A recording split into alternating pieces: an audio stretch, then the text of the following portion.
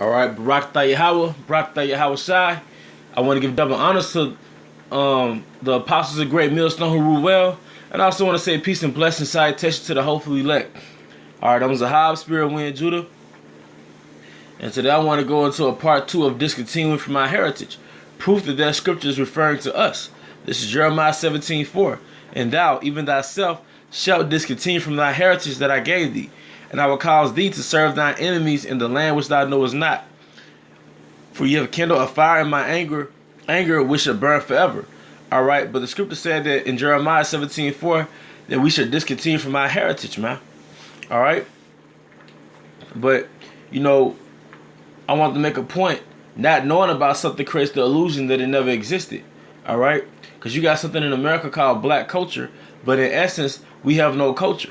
First of all, we're not black. We didn't come from a big blob of black. All right. Secondly, everything that we're doing in America as a so-called race, all right, it happened in America. It didn't start prior to America. I'm gonna give you an example. When the Moabites come over here, the so-called Chinese, they have communities in their environment that reflect China, their homeland. They have so-called Chinatown. The so-called Jewish community, when they come over here, they build a structure in their so-called community that reflects modern day Israel. All right. Same thing with Italians. Although Italians go back to Israel for the most part, but in general, they still have a community that reflects their homeland. All right. But the so-called Black, Hispanic, and Native American, ultimately the so-called black man, period, because he doesn't even have a pre-American culture. At least the Hispanics and Native Americans, so-called Hispanics and Native Americans, which make up the Northern Kingdom, they have a pre-American culture. All right, but the so-called black man, he doesn't have anything going on in America collectively that reflects what he did in Jerusalem, man.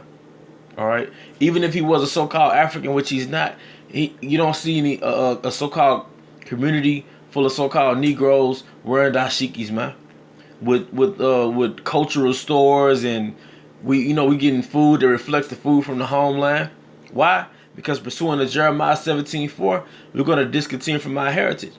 The reason why Jake has no interest in knowing where he came from and he thinks America is the best thing to slice bread, because his mind goes blank prior to that. Not knowing about something creates the illusion that it never existed, man. It's like when you go and you get sick and you don't know about herbs because you were born in westernized America.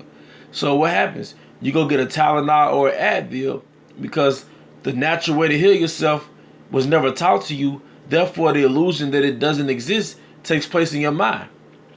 Same thing with our heritage, man. All right, not knowing that we're Israelites, not knowing our heritage and where we came from, created the illusion that it never existed. So the only thing that's left is America, man. Process of elimination, man. The only thing that's left is America.